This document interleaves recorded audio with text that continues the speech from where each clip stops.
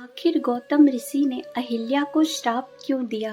प्राचीन काल की बात है। ऋषियों के तप और देवताओं की लीला से भरे उस युग में एक ऐसी घटना घटी जिसने न केवल एक स्त्री के भाग्य को बदल दिया, बल्कि युगों युगों तक धर्म, मर्यादा और क्षमा पर प्रश्न खड़े कर दिए। यह कथा है महर्षि गौतम की पत्नी अहिल्या की, जिनका नाम भारतीय इतिहास और रामायण में आदर के साथ लिया जाता है। लेकिन प्रश्न यह है कि आखिर अहिल्या को श्राप क्यों मिला? क्या वे वास्तव में दोषी थीं या वे परिस्थितियों का शिकार बनी? आइए जानते हैं यह रहस्यमयी कथा। दोस्तों, ब्रह्मा जी ने अपनी दिव्य शक्ति से एक अत्यंत सुंदर स्त्री की रचना की थी। उनका नाम रखा गया अहिल्या। कहा जाता है कि अहिल्या इतनी सुंदर थी कि देवता तक उनके सौंदर्य की प्रशंसा करते थे। जब उनके विवाह का समय आया, तब अनेक देवताओं और ऋषियों ने उन्हें पाने की इच्छा प्रकट की, किंतु ब्रह्मा जी ने उनका विवाह महान तपस्वी और धर्मनिष्ठ महर्षि गौतम से कर दिया। महर्षि गौतम अपने तप, ज्ञान और संयम के लिए प्रसिद्ध थे। अहिल्या भी अपने पति की सेवा और आश्रम के कार्यों में सदैव तत्पर रहती थीं। दोनों का जीवन शांतिपूर्ण ढंग से बीत रहा था, लेकिन स्वर्ग के राजा इंद्र के मन में अहिल्या के सौंदर्य को लेकर आकर्षण उत्पन्न हो गया। इंद्र देवताओं के राजा थे, परंतु कई कथाओं में उनका स्वभाव ईर्ष्यालु और इच्छाओं से प्रभावित बताया गया है। जब उन्होंने अहिल्या को देखा तो उनके मन में उन्हें प्राप्त करने की इच्छा जाग उठी। उन्होंने कई बार अपने मन को समझाने का प्रयास किया, किंतु वे अपनी इच्छा पर नियंत्रण न रख सके। एक दिन महर्षि गौतम प्रातःकाल स्नान और तप के लिए आश्रम से बाहर गए। इंद्र ने यही अवसर उचित समझा।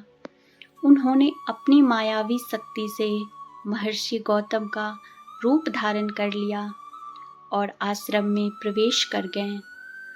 आगे की कथा के अलग अलग संस्करण मिलते हैं। कुछ कथाओं में कहा गया है कि अहिल्या इंद्र को पहचान नहीं सकीं, क्योंकि वे महर्षि गौतम के समान दिखाई दे रहे थे। वहीं कुछ अन्य कथाओं में उल्लेख है कि उन्हें कुछ संदेह हुआ, परंतु वे देवताओं की लीला समझकर मौन रहीं। विभिन्न ग्रंथों में इस प्रसंग का वर्णन अलग अलग रूप में मिलता है। कुछ समय बाद जब वास्तविक महर्षि गौतम आश्रम लौटे, तो अपने तपोबल से उन्होंने सारी घटना जान ली। वे अत्यंत क्रोधित हो उठे। उन्होंने इंद्र को श्राप दिया कि उनका तेज नष्ट हो जाए। कई कथाओं में वर्णन मिलता है कि इंद्र को उनके कर्म के कारण कठोर दंड मिला। इसके बाद महर्षि गौतम ने अहिल्या को भी श्राप दिया। उन्होंने कहा कि वे लंबे समय तक संसार से अदृश्य होकर तपस्या करेंगी और कठोर एकांत में रहेंगी। कुछ लोक कथाओं में इसे पत्थर बनने का श्राप कहा गया है, जबकि वाल्मीकि रामायण में अहिल्या के तपस्विनी रूप में अदृश्य होकर रहने का उल्लेख मिलता है। श्राप देते समय महर्षि गौतम ने यह भी कहा कि त्रेता युग में जब भगवान श्री राम उनके आश्रम में आएंगे, तब उनके चरणों के स्पर्श से अहिल्या को मुक्ति मिलेगी।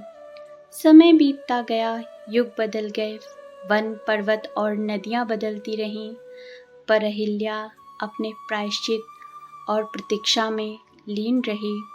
फिर वह पावन क्षण आया जब भगवान श्री राम, लक्ष्मण और महर्षि विश्वामित्र वन मार्ग से यात्रा करते हुए उस आश्रम में पहुँचे।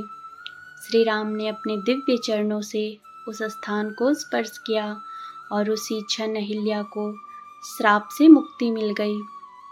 उनका तेज पुनः प्रकट हुआ और उन्होंने भगवान श्री राम को प्रणाम किया। महर्षि गौतम भी वहां आए और वर्षों का वियोग समाप्त हुआ।